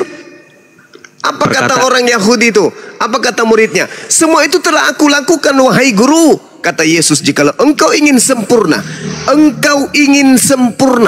pergilah, jualah segala milikmu dan berikanlah kepada orang-orang miskin. Itu sudah selesai. Ada nggak di situ penebusan? Sudah ada poinnya. Ada nggak penebusan? Sudah ada kan poinnya di situ, perkataan Yesus, jikalau kamu hendak sempurna. Kan itu. Ya, jikalau engkau hendak sempurna, pergilah, jualah hartamu, berikanlah kepada si miskin. Sempurna sudah. Mana penyaliban? Tapi sekarang manusia itu pergi nggak menjual hartanya? Enggak, bukan itu poinnya, bukan itu. Jangan lari ke sana. Bukan supaya saudara bisa mengerti. Mana mungkin itu yang dimaksudkan Yesus. Itu yang dimaksudkan Yesus. Tidak mungkin manusia itu bisa sempurna. Lalu bagaimana caranya bisa hidup kekal menurut Yesus? Ya percaya kepada Yesus. Ya, percaya kepada Yesus. Poin-poin ini berarti jangan membunuh, jangan berzina, jangan mencuri, jangan mengucapkan saksi dusta. Berarti kalau percaya kepada Yesus, mana ucapan Yesus?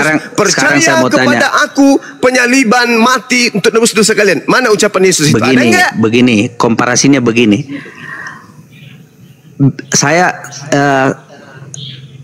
Saya mendeskripsikan saudara sebagai orang Yahudi yang paham hukum Taurat, betul.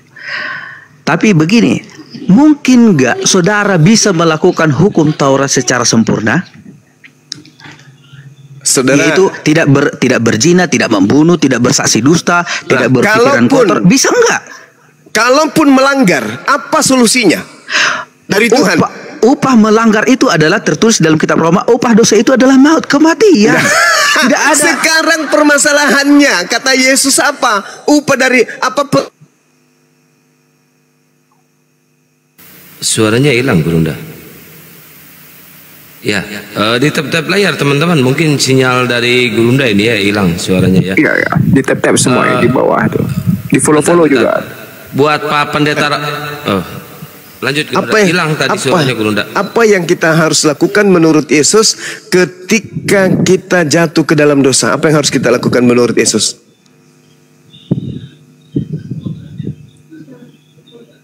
Dosa pasti harus ada konsekuensinya. Ya, apa yang harus kita lakukan menurut Yesus ketika kita jatuh ke dalam dosa? Menurut Yesus apa yang kita harus lakukan? Mengakui dosa. Lalu Bertobat. bertobat. Nah, Terhapus tapi nggak? ingat, Tunggu, tetapi tunggu. ingat. Terhapus nggak dosa kita ketika kita bertobat? Oh, jangan begitu konteksnya dong. Loh. Pertanyaan saya, Begini. terhapus tidak dosa kita ketika kita bertobat kepada Tuhan? Terhapus, tetapi Terhapus. tetapi konsekuensi dosa harus ditanggung. Loh, enggak, bermasalahnya sekarang ini dihapus atau tidak dihapus? Saya punya dosa. Ketika saya bertobat, dihapus nggak dosa saya? Dihapus. Lalu kenapa harus ada yang menjadi mati kayak ajaran pagan, bunuh orang? Tapi upah dosamu ada konsekuensinya loh. Kan sudah dihapuskan. Begini. Sudah dihapuskan. Kan sudah dihapuskan. Sama itu seperti begini. Apalagi? Mungkin nggak kamu membunuh seseorang, tapi di mata hukum kamu dibebaskan, walaupun keluarga mengampuni, kami ampuni kau. Tapi hukum, pada hakikatnya hukum tidak akan ada pengampunan bagi hukum. Harus ada yang konsekuensi hukum, harus ada konsekuensi dosanya. Terlepas nanti keluarga bilang, oh saya ampuni kamu, tapi hukum pada hakikatnya tidak ada di mata hukum pengampunan. Hukum itu adalah konsekuensi. Jadi kalau saudara berbuat dosa harus ada konsekuensi. Apa? Masuk penjara. Tapi terlepas nanti dosamu, kau tidak masuk penjara karena apa? Dilepaskan pengampunan, dimaafkan oleh keluarga. Itu terlepas dari, tapi hukum jelas. Kalau siapa yang membunuh harus masuk penjara. Itu. Saudara. Makanya perantaraannya, kalau saudara berdosa harus mati. Kalau kita berdosa, lalu kita memohon ampun dengan sungguh-sungguh kepada Bapa, maka kita akan diampuni oleh Bapa, oleh Tuhan. Betul. Kenapa kita? Terus apa masalahnya sekarang? Masalahnya apa? Setelah setelah Yesus datang ke dunia ini, pengampunan dosa itu hanya melalui Yesus. Gimana ceritanya?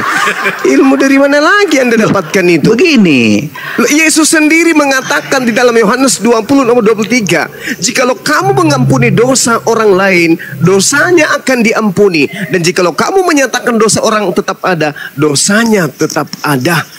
Markus nomor 26 juga hal yang sama. Tetapi jikalau kamu tidak...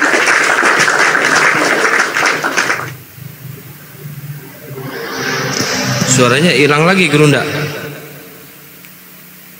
Mungkin sinyal Gerunda mungkin di sana. Kamu apa masing-masing tidak mengampuni saudaramu dengan segenap hatimu. Itu jelas itu. Jadi Yesus mengajarkan apa? Tetapi jika kamu tidak mengampuni manusia, Bapakmu juga tidak akan mengampuni kesalahanmu. Tidak ada itu tebus menebus. Itu muncul ide dari Paulus. Bukan Paulus. Lalu siapa? Di mana Tuhan mengampuni dosa? Nah, begini. Coba, saudara. Kalau di mana itu Tuhan muncul mengampuni dari dosa Paulus, dengan mempersembahkan tidak korban mungkin manusia? Yesus rela mati di kayu salib. Bahkan waktu di Taman Getsemani. Loh, kalau saudara bilang itu adalah ide Paulus, mungkin nggak Yesus memohon kepada Allah di Taman Getsemani, kalau sekiranya boleh, lalulah cawan ini daripada aku sebagai manusia. Yesus akan berkata bahwa tidak mungkin Bapa mungkin sebagai manusia Yesus akan merasa ketakutannya. Karena begini, itu tadi Yesus hanya mengambil peran sebagai korban yang sempurna untuk mewakili semua dosa. Itu konsep Kristen. Sekarang begini, saudara. Begini. Tolong tunjukkan di mana narasi Anda itu bisa berpegang dalam kitabnya orang Yahudi bahwa penebus dosa itu adalah manusia. Di mana itu tertulis? Imamat 1 nomor 2. Beritakan, sampaikan, kabarkan, informasikan, tegaskan kepada orang Yahudi apabila mereka hendak mempersembahkan korban penebus dosa, maka mereka hendaklah mempersembahkan hewan ternak, kambing, domba, sapi, lembu. Tak ada manusia. Kalau Anda mengatakan hari ini sebagai seorang pendeta, dosa harus ditebus dengan menggunakan manusia Yesus, mana dalil pembenarannya dari kitabnya orang Yahudi? Ada? Kalau ada, selesai kita. Bang Suma salah berarti. Mana? Bahkan Tuhan mengatakan, Amsal 6 nomor 16, 6 perkara yang dibenci oleh Tuhan, bahkan 7 kekejian di dalam hatinya, yaitu mempersembahkan korban darah manusia. Oke?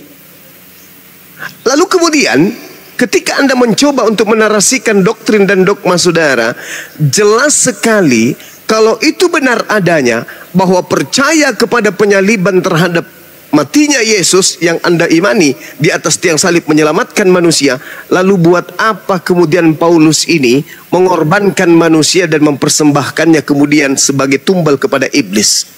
Di antara Hymenius dan Alexander yang telah kuserahkan kepada iblis supaya jerah mereka menghujat. 1 Korintus 5 nomor 5, orang itu harus kita serahkan dalam nama Tuhan Yesus kepada iblis hingga binasa tubuhnya. 2 Timotius 4 nomor 6, mengenai diriku, darahku sudah mulai dicurahkan sebagai persembahan dan saat kematianku sudah dekat. Ini apa maksudnya? Kenapa Paulus masih mempersembahkan manusia kepada iblis? Maksud daripada Paulus kita serahkan kepada itu yang menyerahkan kenapa harus dipersembahkan? Bukan mempersembahkan, diserahkan kepada iblis. Begini, kenapa? Karena orang itu dua menghalangi pemberitaan Injil, sehingga dia diserahkan ke iblis. Iya, itu konsekuensi dosa, diserahkan kepada iblis. Diserahkan kepada iblis itu bukan diserahkan dibunuh, bukan. Itu mereka bukan dibunuh. Berarti Yesus diserahkan kepada siapa agar dosa dihapuskan? Diserahkan kepada maksudnya? Loh, tadi diserahkannya Hymenius untuk apa? Untuk supaya dia ini tidak menghujat, tidak berbuat dosa, sehingga dia diserahkan kepada iblis. Orang-orang Kristen supaya tidak berdosa, dosa-dosanya dihapuskan, Yesusnya diserahkan kepada siapa?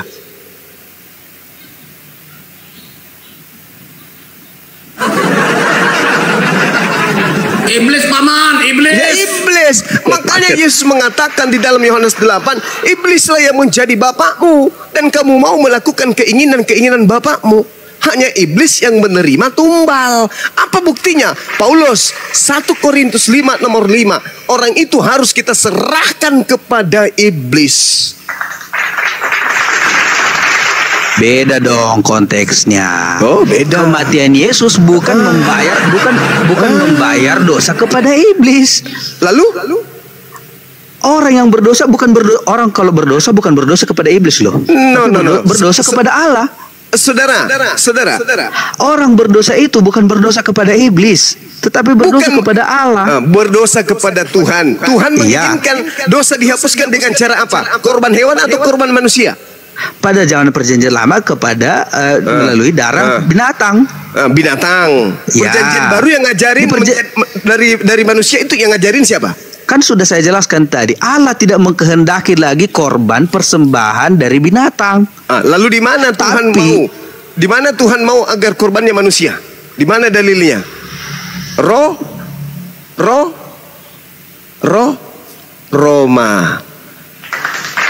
Dari mana firman Roma ini?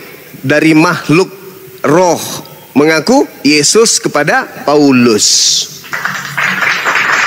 Apa kata Paulus? Galatia 1 nomor 11 nomor 12. Aku menerima Injil bukan dari manusia. Bukan manusia yang mengajarkan aku Injil, tetapi Yesus Kristus. Bukan manusia, tapi Yesus. Yesus berkata, waspadalah kepada penyesat yang datang kepadamu dengan memakai nama Yesus dan berkata, akulah Yesus. Siapa yang mengaku Yesus? Yang datang kepada Paulus. Ingat, 2 Yohanes 1 nomor 7. Siapakah penyesat itu? Bukankah dia yang pergi ke seluruh dunia yang tidak mengaku Yesus datang sebagai manusia? Itulah penyesat, itulah antikristus. Tanya Paulus, ya paman, yang datang kepadamu itu siapa? Yesus, manusia atau bukan? Bukan. 2 Yohanes 1 nomor 7, dengar. Siapakah penyesat itu? Bukankah dia yang pergi ke seluruh dunia yang tidak mengaku Yesus datang sebagai manusia? Itulah penyesat dan itulah antikristusnya. Yesus, kamu manusia? Ya, aku manusia. Paulus, yang datang kepadamu siapa namanya? Yesus. Manusia atau bukan? Bukan. Antikristus, penyesat. Anda pengikutnya, Anda pengikut penyesat. Jelas itu, Bung. Makanya kenapa Kristen berdiri sendiri, kenapa Yahudi berdiri sendiri? Karena dua agama yang berbeda. Satu agama dari langit, satu agama buatan manusia. Jelas itu. Anda boleh mewakili berbicara mengenai kekristenan karena Anda sedang mewakili Yesus yang datang kepada Paulus. Iblis tidak akan mungkin tenang ketika ada satu manusia Kristen yang keluar dari Kristen. Permasalahannya adalah bahwa karena saudara mengimani atau mempercayai bahwa yang datang kepada Paulus itu adalah bukan Yesus, Iblis. kan? Memang Iblis. bukan. Apa dasar kalau dasar saudara berkata kepada saya bahwa yang datang kepada Paulus itu adalah iblis? Ya. Saya pernah dengar perdebatan saudara dengan seorang orang Kristen berkata bahwa kedatangan Yesus ya pada kali yang kedua adalah sama seperti waktu dia naik dari bukit Nah, memang kedatangan Yesus kepada Paulus kan secara pribadi, bukan kedatangannya sebagai Tuhan pada akhir zaman. Itulah yang Yesus katakan, waspadalah ketika ada orang berkata ada Yesus di sini, ada Yesus di sana, jangan kau percaya. Matius 24 nomor 23, 24, 25. Sebab banyak Yesus palsu dan nabi-nabi palsu akan datang mengadakan banyak mujizat dan bahkan sekiranya mungkin menyesatkan orang pilihan juga. Camkanlah, aku sudah menyatakannya terlebih dahulu kepadamu. Jika ada orang berkata ada Yesus di padang gurun, ada Yesus dalam bilik, jangan kau percaya. Sebab sama seperti kilat memancar dari timur sampai ke barat, demikianlah juga kelak kedatanganku yang kedua. Selesai. Berarti ketika ada orang berkata ada Yesus di sini, jangan kau percaya. Ada Yesus di sini loh, jangan kau pergi ke sana, jangan kau percaya. Sebab kedatanganku yang kedua nanti aku kasih tanda seperti kilat memancar dari timur sampai ke barat. Kalau ada nanti manusia turun dari langit diiringi oleh malaikat-malaikat dan matahari seibarat seperti kilat dari timur sampai ke barat, itu baru aku. Itu aku yang asli. Tapi kalau hanya berkata akulah Yesus di padang gurun, akulah Yesus, jangan kau percaya, itu bukan aku. Jadi saya mau tanya kepada saudara Zuma. Silakan. Kalau seandainya Yesus datang malam ini kepada saudara, baik itu dalam bentuk mimpi, bagi itu dalam iblis. Penglihatan, Itu saudara iblis. akan menolak. Itu iblis pasti, karena Yesus mengatakan jangan kau percaya. Ya, saya mau sampaikan kepada saudara sebagai penutup karena saya kira saya mau pelayanan besok, saya tidak mungkin berlama-lama di sini. Tidak ada perjumpaan titik temu dari perdebatan. Saya mau tutup dengan close statement dengan begini. Memang Yesus sendiri pun sudah bilang bahwa setiap orang yang tidak dikehendaki Bapa untuk datang kepada Yesus, ya dia tidak akan datang.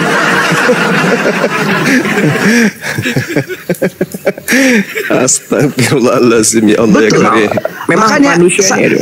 Makanya saya bilang saudara Zuma, Rocky yang lumayan aktif kulihat di perdebatan soal iman kekristenan ini, saya sempat berpikir begini. Kalau seandainya mereka tidak mempercayai Yesus yang datang kepada Paulus, bagaimana kalau seandainya Yesus tiba-tiba datang sendiri kepada mereka dan mereka sendiri menolak? Itu iblis. Intinya saudara, saya mau sampaikan, malaikat berkata, Yesus yang kau lihat terangkat ke langit akan turun kedua kalinya sama seperti engkau melihat ke langit. Ketika dia terangkat dengan jasadnya, dia akan turun dengan jasadnya. Sehingga Yesus berkata, kedatanganku yang kedua dengan jasadku. Apabila ada orang berkata bahwa ada Yesus di sini, ada Yesus di sana, jangan kau percaya. Kedatangan Yesus pada kali yang kedua itu adalah menandakan kedatangan Yesus pada akhir zaman. Kalau saudara komparasikan kepada kedatangannya kepada Rasul Paulus, itu bukan kedatangan Yesus sebagai akhir zaman. Ya memang bukan, makanya. Tapi itu adalah panggilan. Saudara harus saya ajari. Mungkin panggilan siapa? Mungkin Yesus akan saya sampaikan tiga doktrin. Saudara boleh bilang ini doktrin. Tunggu. Ini sebagai untuk penutup. Panggilan Allah kepada manusia untuk menjadi orang percaya, sebagai orang percaya ada tiga. Panggilan untuk panggilan keselamatan. Panggilan pelayanan Iya. Panggilan untuk hidup kekal. Nah, saudara, Iya. saya mau bilang, Satu lagi Kalau- Pak, panggilan tak terjawab. oh itu nanti nomor WA Bapak itu kalau saya telepon. Panggilan dari BNN ini perlu dicek ini memang. Gini, kalau saudara tidak meresponi panggilan untuk melayani, untuk panggilan keselamatan, panggilan untuk percaya itu, ya itu sah-sah saja. Sama seperti saudara bilang bahwa Paulus yang didatangi Yesus itu adalah Yesus yang palsu atau iblis. Mana mungkin iblis datang kepada Paulus, menyuruh Paulus untuk memberitakan keselamatan, untuk memberitakan Injil yang diberitakan Yesus. Faktanya Matius 7, 22, 23, Kristen semuanya diusir ke neraka. Mana ada keselamatan? Bukankah kami telah memanggil kau Tuhan Yesus, Tuhan Yesus? Bukankah kami bernubuat pakai namamu? Bukan kami mengusir setan pakai namamu, bermujizat pakai namamu? Apa kata Yesus? Pada hari itulah aku akan berterus terang kepada mereka, enyahlah daripadaku, kalian semua adalah pembuat kejahatan, aku tidak mengenal engkau. Itu ending dari pengikut Paulus. Bukan Diusir pengikut Yesus. Paulus, bukan pengikut Paulus. Siapa yang memanggil Yesus Tuhan? Siapa yang bermujizat pakai nama Yesus? Islam atau Kristen? Mengadakan mujizat Iya, pakai nama Yesus. Kristen, Kristen, Paman. Itu siapa? Kristen. Berarti Anda menjawabnya dengan jujur bahwa yang akan diusir oleh Yesus kelak adalah Kristen. Kenapa? Dengan ucapan aku tidak mengenal kalian. Kenapa? Karena Tapi bisa Yesus- nggak? Bisa nggak Apa saudara dia? bedakan mana untuk apa tujuan perkataan Yesus itu? Nah, tujuannya kan jelas. Perkataan saya mau jelaskan sebagai orang Kristen yang paham dengan agama saya. Oh, saya lebih paham. Anda hanya mengedepankan doktrin, Bung. Bukan. Karena Yesus mengaku berterus terang gini loh. Ya, gimana? Kalau saudara baca nanti di kitab Matius, Markus, Lukas, Yohanes itu ada Yesus menyampaikan perumpamaan lalang di antara gandum. Bahkan ada Yesus menyinggung soal orang-orang yang diibaratkan seperti pokok anggur. Itu orang-orang yang tidak bertumbuh imannya di dalam Yesus akan diperlakukan Yesus seperti itu. Saudara, Yesus akan mengaku dengan terus terang. Contoh begini, saya pun sebagai hamba Yesus Kristus, kalau saya sudah bahkan saya berani berdebat dengan saudara, saya berani mengabarkan Injil. Tapi kalau pada akhirnya niat pemberitaan Injil yang saya lakukan adalah bukan karena murni untuk memberitakan Injil, itu saya akan terus terang Yesus bilang itu. Makanya banyak sekali saya lihat, memang agak sedih juga melihat banyak sekali pendeta-pendeta tidak mengutamakan pengabaran Injil yang sempurna, bukan pengajaran Injil yang tulus. Tapi makanya Yesus memang sudah bilang ada banyak orang nanti akan memberitakan Injil karena perut mereka, karena golongan mereka, karena kepentingan pribadi.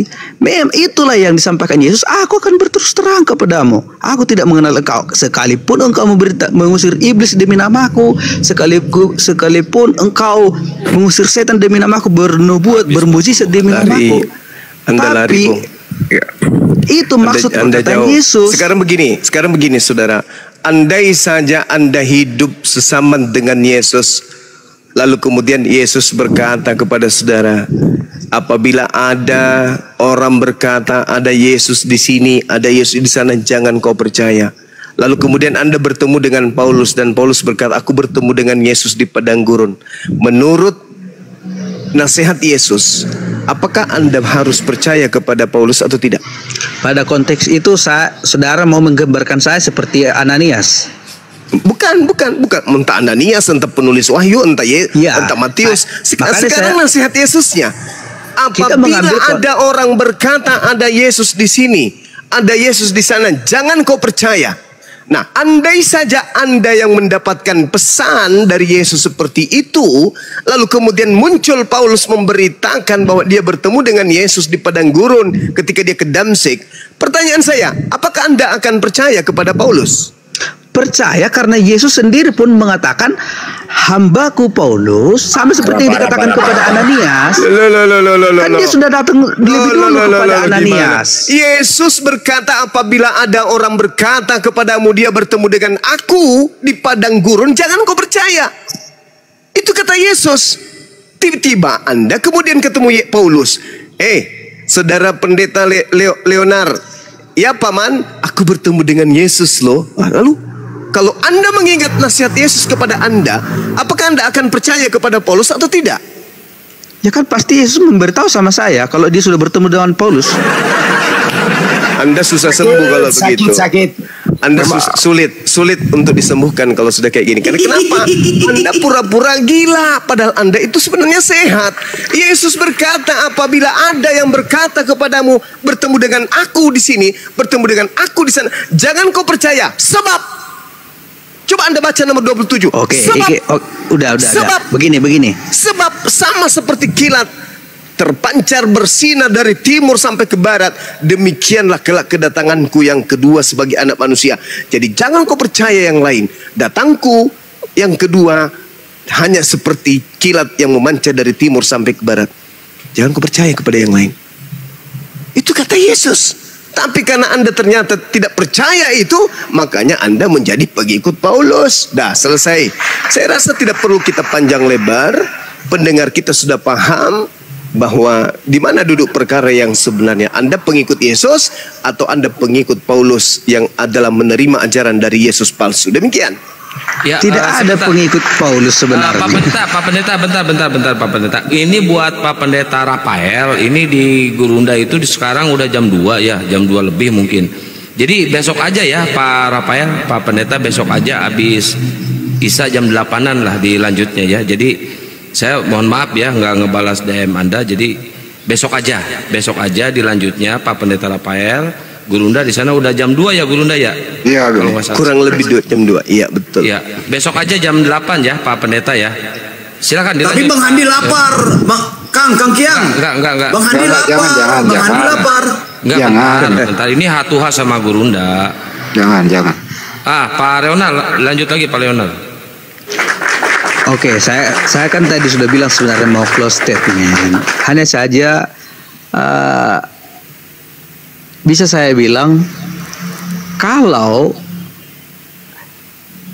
saudara masih belum percaya kepada Yesus yang diimani oleh orang Kristen, dan mungkin yang menutup itu adalah karena representasi Yesus Kristus kebanyakan di kalangan orang Kristen memang tidak seperti Yesus yang saudara bayangkan. Memang jujur saja banyak orang teman-teman saya yang Muslim berkata kepada saya, loh kayaknya dulu kamu bukan orang yang taat religi, tapi kenapa kok gitu? Dan mereka banyak yang mengaku bahwa yang menghalangi mereka untuk percaya kepada Yesus itu adalah karena perbuatan orang-orang Kristen sebenarnya yang tidak mencerminkan kehidupan Yesus yang sesungguhnya. Nah, saya mau berpesan begini. Saudara tidak saya anjurkan percaya kepada Yesus hanya karena pemahaman dari sebagian penjelasan dari kitab suci saudara. Tetapi percayalah dengan melihat representasi Yesus Kristus. Banjuma pakai Bible loh Pak. Hah? Banjuma pakai Bible Pak. Pakai Bible maksudnya? Iya, pakai Bible membantah argumentasi Anda loh tadi. Iya, pengetahuan atau pemahaman Bang Zuma soal Bible kan tidak bisa kita apakan di sini. Karena dia belajarnya di mana, mengetahui apanya di mana kan. Dia kan hanya mengetahui. Memang kalau manusia seperti ini yang diciptakan dari tanah jangan diganggu dulu. Itu tadi saya mau close statementnya begini. Kalau saudara terhalang mengenal atau percaya kepada Yesus Kristus sebagai Tuhan dan Juru Selamat manusia hanya karena tersandung dengan melihat kelakuan orang Kristen yang bukan orang Kristen yang sejati, makanya saya mau saudara dalam doa saya akan bawa saudara. Dan saya mau pesan begini, seperti yang saya sampaikan tadi, kalau seandainya pun pertemuan saudara, doakan Alfi, jangan doakan kami, Alfi aja doakan. Pertemuan saudara nanti dengan Yesus, kalau sampai saudara menolak, maka tidak akan ada lagi tanggung jawab saya sebagai pemberita Injil yang tidak menyampaikan Injil. Perasaan Anda yang diusir deh. Gimana? Banyuma belum kelar. Banyuma silakan. Habis ini saya akan meresume semuanya. Banyuma silakan. Yes. Gurunda belum closing statement. Iya, jadi ini Pak Pendeta udah ya. Oke, yuk. Sekarang Gurunda. Iya. Jadi gini, saudara. Pada awalnya kemudian Yesus menyatakan pertama dalam Matius 17 nomor 8, Yohanes 17:8, segala firman yang engkau berikan kepadaku telah aku sampaikan kepada mereka. Apa endingnya? Mereka percaya bahwa engkaulah yang telah mengutus aku. Jadi penerima-penerima firman dari Yesus percaya Yesus adalah utusan. Segala firman yang kau berikan telah aku sampaikan, dan mereka telah menerimanya, dan mereka percaya dengan pasti bahwa engkaulah yang telah mengutus aku. Berarti orang-orang yang sesama dengan Yesus menerima lisan Yesus seluruhnya menjadikan mereka percaya, oh, Yesus ini bukan anak zina, Yesus ini betul-betul adalah utusan Elohim. Selesai. Kemudian Yesus berpesan, waspadalah kepada penyesat yang datang kepadamu, mengaku Yesus dan berkata, akulah dia. Dia akan menyesatkan banyak orang. Matius 24 nomor 4 nomor 5. Yesus berkata demikian kepada siapa? Kepada murid-muridnya, Bani Israel, agar jangan percaya setelah mereka percaya dirinya adalah utusan, maka akan muncul juga Yesus lain yang juga mengaku-ngaku sebagai Yesus, tapi dia adalah penyesat. Itu jelas, itu tertulis dalam Matius 24 nomor 4 nomor 5. Nah, Yesus datang kemudian pengakuannya, dia selalu mengatakan, aku adalah anak manusia, aku anak manusia, aku anak manusia. Bahkan dia akui sendiri dalam Yohanes 1 nomor 51, malaikat naik turun ketika langit terbelah, naik turun menemui si anak manusia, yaitu Yesus.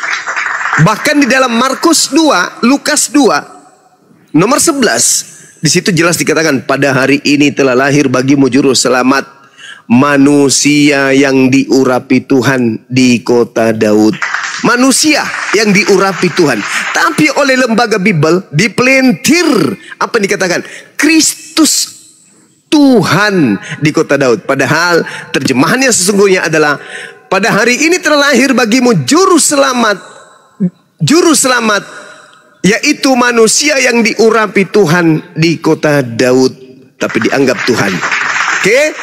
Itu sudah mulai pelintiran-pelintiran muncul kemudian. Kenapa lembaga Bible itu memelintir isi Bible itu sendiri? Karena sejatinya mereka menginginkan menjalankan misi dari makhluk yang datang kepada junjungan mereka Paulus, agar menjadikan seluruh bangsa, seluruh manusia menjadi pengikutnya. Siapa yang mau menjadi banyak pengikutnya selain daripada Tuhan, selain daripada Nabi? Iblis. Lalu yang terakhir dari saya, saudara, endingnya kita lihat. Ending dari keagamaan, saudara. Atas keinginan siapa Anda menyembah Yesus? Atas keinginan siapa Anda mengimani persembahan tumbal bernama Yesus, manusia di atas tiang salib? Atas keinginan siapa Anda ibadah minggu? Atas keinginan siapa Anda makan babi? Atas keinginan siapa Anda ke gereja? Atas keinginan siapa kemudian Anda merasulkan Paulus?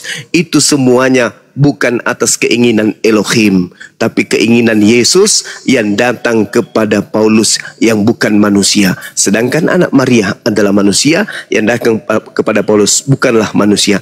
Inilah yang dikatakan dalam Al-Quran, wa iyad'una illa syaitanam marida. Yang mereka orang kafir sembah adalah setan yang terkutuk. Dan terbukti ketika umat Islam bertanya, apakah betul anak yang lahir dari tengah-tengah Bani Israel tanpa ayah itu adalah Tuhan yang menjelma kemudian menjadi Tuhan? Apakah betul?